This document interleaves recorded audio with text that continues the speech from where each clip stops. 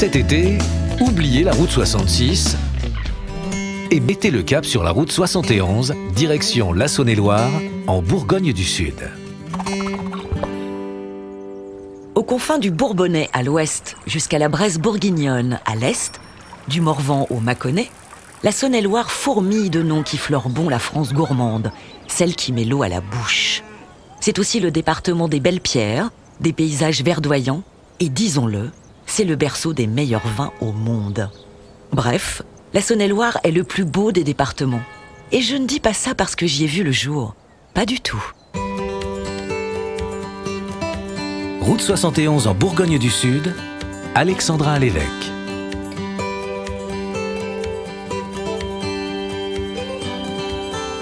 La Saône-et-Loire d'est en ouest. Notre balade du jour débute à Tournu, sublime cité bourguignonne, bercée par la Saône. Entre hôtels particuliers et maisons gothiques, les amoureux de belles pierres vont s'éclater à Tournu. C'est parti. Commençons notre périple par un peu de culture.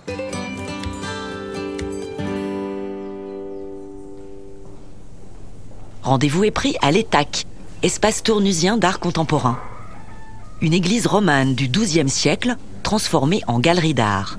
Durant la belle saison, une sélection de peintres, sculpteurs et photographes venus de toute l'Europe sont exposés sur les murs de l'église Saint-Valérien en plein cœur de la ville. À quelques mètres de l'Étaque se trouve l'abbaye Saint-Philibert.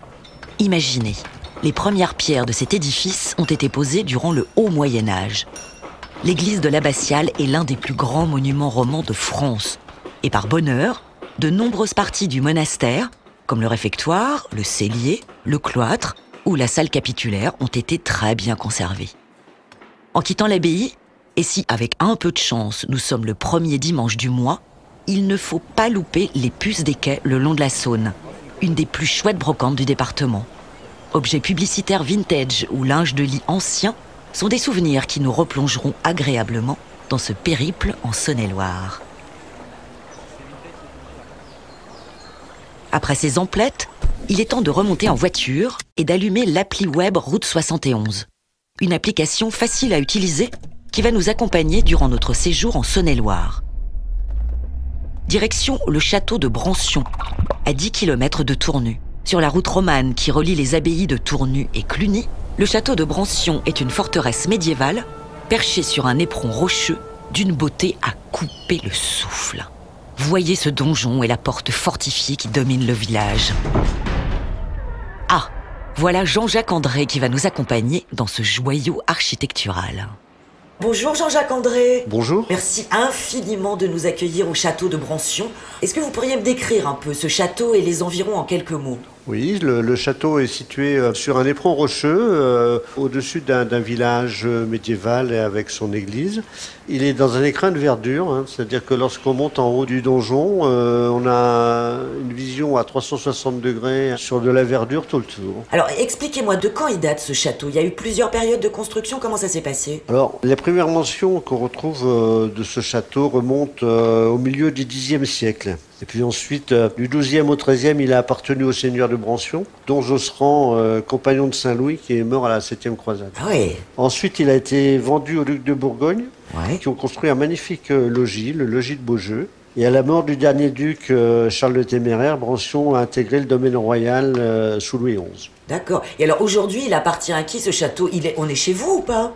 Alors aujourd'hui, il appartient à un propriétaire privé, le comte de Murat. Sa famille l'a racheté au milieu du 19e siècle. C'est le seul château de Saône-et-Loire qui a été relevé uniquement par amour du patrimoine, puisque les propriétaires n'y ont pas habité, ils ont habité dans une maison du village. Et il est géré aujourd'hui par l'association Mémoire médiévale dont je suis le vice-président, dans le cadre d'un bail qui a été signé avec le propriétaire. Est-ce qu'il avait un rôle particulier, ce château, dans la région ? Alors, il avait un rôle.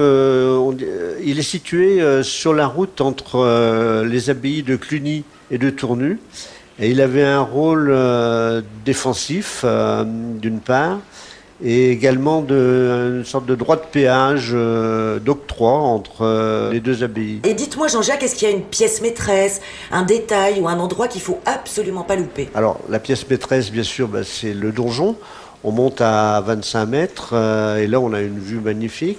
Sinon, il y a d'autres pièces avec des expositions temporaires. Si on vient avec des enfants, vous savez, c'est compliqué parfois de faire du tourisme culturel avec les enfants. Est-ce qu'ils risquent pas de s'embêter au château de Brancion? Alors, les enfants sont les bienvenus, d'autant que dans le village, il n'y a aucune voiture, la circulation est interdite, donc ils sont en toute sécurité. Il y a des animations qui sont prévues, genre jeux de piste, petite enquête, et les jeux anciens du Moyen-Âge. D'accord, mais ils doivent se prendre pour des chevaliers quand ils viennent à Brancion. Alors, ils se prennent pour des chevaliers, d'autant plus que pour les visites, on prête des costumes. On prête des costumes pour les visites, alors aussi bien pour les enfants que pour les adultes, mais les enfants sont effectivement ravis de porter un costume et de se promener dans les escaliers du château et se prennent effectivement pour des chevaliers. Et pour les amoureux des châteaux, j'imagine que venir à Brancion, c'est quelque chose d'extrêmement enrichissant, non? Il y en a pas beaucoup des châteaux comme ça en France. Alors, des châteaux comme ça, surtout avec des murs anciens comme on a encore, des murs de l'an 1000, c'est un des rares châteaux qui soit ouvert au public avec des vestiges aussi anciens, effectivement. Et alors dites-moi Jean-Jacques, comment est-ce que ça se passe? Quand on veut venir à Brancion, on peut venir et sonner à la porte directement ou est-ce qu'il faut prendre rendez-vous? Alors, il n'est pas nécessaire de prendre rendez-vous. Le site est ouvert 7 jours sur 7, y compris les week-ends, bien sûr. Il y a une personne à l'accueil qui vous vendra vos billets, vous donnera toutes les précisions pour la visite. Par contre, si l'on veut faire une visite de groupe avec un guide, une visite guidée, là, il faut réserver. Soit par l'appli, soit par téléphone, soit par le site internet du château. château-de-brancion.fr. Super. Merci beaucoup pour votre accueil, Jean-Jacques. Oui, votre service. Merci beaucoup et je vous promets, je reviendrai à Brancion. D'accord, ce sera avec plaisir qu'on vous y accueillera. Merci Jean-Jacques, à bientôt. Merci, au revoir.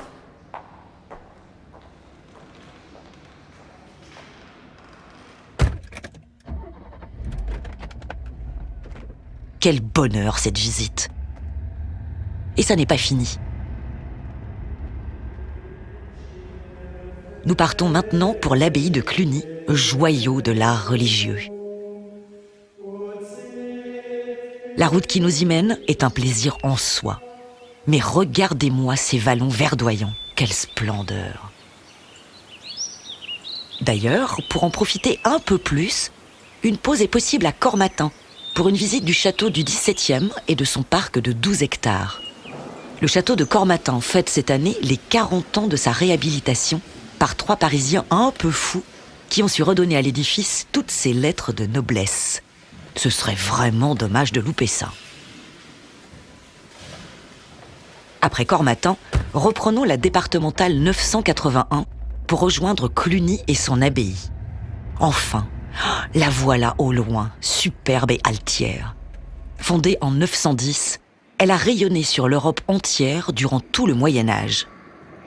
La visite de cette abbaye procure une sensation étrange, comme si les pas des moines résonnaient encore sous les voûtes et dans l'immensité du cloître. Pour compléter la visite, il faut absolument voir l'exposition permanente Cluny les reliquaires retrouvés, qui présente 6 reliquaires en bois polychromé, dont certains conservent leurs reliques. Savez-vous que chaque année dans l'abbaye, l'École nationale supérieure des arts et métiers, les fameux Gadzarts, organise son grand gala? Ça donne envie de revenir au printemps prochain pour cette soirée fastueuse, non? Bon, d'accord, nous ne sommes pas là pour faire la fête. En revanche, il est possible de visiter le musée universitaire de l'école avant de se promener dans Cluny. Flânons le nez au vent dans le bourg monastique jusqu'au Haras national. Cette ville regorge de tons de maisons romanes et de trésors alentours qu'on pourrait passer des jours et des jours. Mais un long périple nous attend et les environs sont eux aussi pleins de surprises. De retour sur les routes bourguignonnes, accompagnés par notre appli web Route 71, les amoureux de la nature peuvent pousser vers le sud, en direction de la fameuse roche de Solutré, au milieu des vignobles mâconnais, pour une balade sur un sentier dont le point le plus haut culmine à 493 mètres. La vue depuis la roche de Solutré est un émerveillement, croyez-nous. De là-haut, vous aurez une magnifique vue sur la jumelle de Solutré, la roche de Vergisson. Alors que vous soyez friand de marche ou non, le détour vaut franchement le coup d'œil. Tout va bien? Vous avez repris votre souffle? Alors direction Charolles maintenant, à l'ouest du département. Là encore, le trajet en lui-même est un enchantement. Petit à petit, les routes vallonnées laissent place à un paysage au relief plus doux et bocagé, où pèsent des bovins imperturbables. Bienvenue dans le Charolais. Surnommée la petite Venise du Charolais, Charolles, la cité de Charles le Téméraire, est parsemée de canaux fleuris. Impossible d'y venir sans visiter la faïencerie, créée en 1844. On peut même se faire plaisir dans la boutique, où éditions anciennes et plus contemporaines se côtoient. Je crois que c'est le moment de rapporter un souvenir de ce voyage. À ce propos, nous avons une autre petite idée en tête. Sur l'appli web Route 71 se trouvent de nombreuses adresses d'exploitations agricoles où il est possible d'acheter le joyau de la Saône-et-Loire, j'ai nommé le fromage de chèvre. Ce serait une énorme faute de goût de quitter le Charolais sans rapporter quelques fromages, croyez-en mon expérience. Nos trésors bien protégés dans leurs petits sacs, reprenons la route pour Paray-le-Monial, à une dizaine de kilomètres de là. Dans cette ville de pèlerinage, la basilique du Sacré-Cœur, au modèle réduit de l'abbaye de Cluny et dont l'intérieur a été entièrement restauré, est un site incontournable. Paray-le-Monial est une cité-jardin où il fait bon marcher, du parc du Moulin Liron à la Coulée Verte. Décidément, le vert et le bleu sont les compagnons de route de cette virée en Saône-et-Loire. Mais mon Dieu, l'heure tourne et une dernière visite nous attend et pas des moindres. Rendez-vous est pris à Bourbon-Lancy, à l'extrême ouest du département. La ville accueille depuis 2004 la plus grande exposition photo d'Europe dédiée aux portraits. L'été des portraits s'affiche tous les 2 ans dans les ruelles, parcs et jardins de Bourbon-Lancy. Une aubaine pour ceux qui aiment la photographie, mais celui qui en parle le mieux nous attend justement. Bonjour Gérard Cimetière. Merci de nous recevoir à Bourbon-Lancy, je suis très contente d'être ici. Mais alors, expliquez-moi, qu'est-ce que c'est que l'été des portraits ? L'été des portraits, c'est une idée qui a germé il y a quelques années, en 2002. J'ai fait la constatation qu'il n'y avait aucune exposition en France, ni aucun festival concernant le portrait. D'accord. Et en tant que portraitiste pendant de nombreuses années, je me suis dit pourquoi pas faire une exposition en extérieur sur le portrait avec tous mes copains photographes. À l'origine, j'espérais 100 photos, et puis au bout de 3 mois, il y a 1000 photos sont arrivées. Alors attendez, parce que vous me dites que c'est une exposition en extérieur. Ça veut dire quoi ? C'est dans les rues de Bourbon-Lancy ? C'est dans les rues, dans le quartier médiéval, au bord du plan d'eau, dans les parcs. Ok. Et donc, il y a combien de photographes qui viennent exposer à l'été des portraits chaque année ? Entre 300 et 350 photographes pour 1000 photos. C'est énorme. Et ils viennent d'où, ces photographes ? De toute la France, d'Europe. On a beaucoup de Belges, d'Italiens, d'Espagnols, de Portugais, beaucoup de pays du Nord, et également du Québec. Et on a un photographe qui est venu de Californie. C'est une super idée. Ça doit rendre la ville de Bourbon, à chaque édition, extrêmement vivante. Il y a combien de visiteurs à peu près pendant ces 3 mois ? Vous arrivez à savoir ? C'est très difficile puisque c'est extérieur, et puis c'est 24 heures sur 24, 7 jours sur 7. On table à peu près sur 90 000. C'est énorme. On avait mis un compteur sous le beffroi, c'est ce qui nous a tablé 90 000 passages. On va dire que ça fait 50-70 000 visiteurs. C'est formidable parce que ça doit complètement changer la physionomie de la ville. Les expositions, par exemple, qui sont dans le quartier médiéval, ça doit donner un côté très contemporain, Bourbon-Lancy, dans ce quartier en tout cas. Ah bah oui, tout à fait, oui. Alors le quartier médiéval, on a plutôt, comme c'est une ville close, depuis quelques années, on met les photographies de nus. Les nus, on les met dans la ville close parce qu'on a eu pas mal de soucis de vandalisme et de vol. Donc, les nus sont dans la ville close. D'accord, très bien, comme son nom l'indique.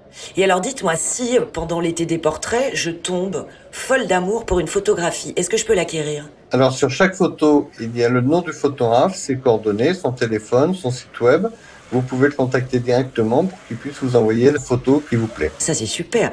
Et donc, elle aura lieu quand, la prochaine édition, Gérard Cimetière ? Alors, 2020, c'est annulé. Donc, la prochaine édition sera en 2021, en juillet, août, septembre, octobre. Ok. Et de biennale en année paire, elle va devenir biennale en année impaire. Ok, 2021, 2023, etc. Oui, tout à fait. Ok. Et alors, je me suis laissé dire que pour la prochaine édition, à l'été 2021, vous allez avoir une formidable marraine. Est-ce que vous pouvez me dire son nom ? Et bien sûr, c'est Annie Dupéret. Ah, super. Annie Dupéret qui sera la marraine 2021. Et ce qu'on ne sait pas trop, c'est qu'Annie Dupéret, elle est photographe également. Oui, c'est sa passion. Son père était photographe et c'est sa passion de faire de la photo. Et bon, il fait beaucoup de photos de ses collègues, à Johnny, etc. Et il fait des portraits, donc il va nous envoyer une vingtaine de portraits de sa création. Et alors, Gérard Cimetière, est-ce que vous pourriez me définir en quelques mots votre petit coin de Saône-et-Loire autour de Bourbon-Lancy? À quoi ça ressemble? C'est la plus belle région de France. On est à l'ouest du département. On est entre l'Allier, qui est à 5 km de Bourbon-Lancy. À l'est, on a le Charolais. Au nord, le Morvan. Ça nous fait beaucoup de paysages, beaucoup de châteaux, beaucoup de belles choses à voir. Quand je pars en vacances, que je reviens, que je suis à Bourbon-Lancy, je dis mais pourquoi je suis parti? Qu'est-ce qu'on est bien ici? Mais oui, je suis d'accord avec vous. Oh bah écoutez Gérard, merci infiniment de nous avoir accueillis à Bourbon-Lancy pour nous parler de l'été des portraits. Merci beaucoup. Et puis moi je vous donne rendez-vous donc pour l'été 2021, pour la prochaine édition de l'été des portraits. Je vous remercie. Et puis à bientôt alors. Merci beaucoup Gérard, à bientôt. À bientôt, au revoir.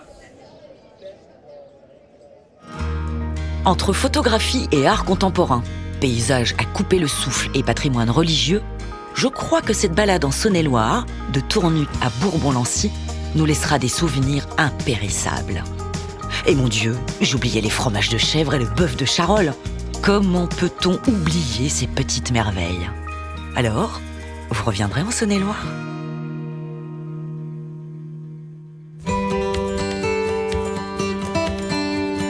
C'était Route 71 en Bourgogne du Sud, avec Alexandra Alévêque. Préparez votre séjour en Saône-et-Loire sur l'application web route71.fr.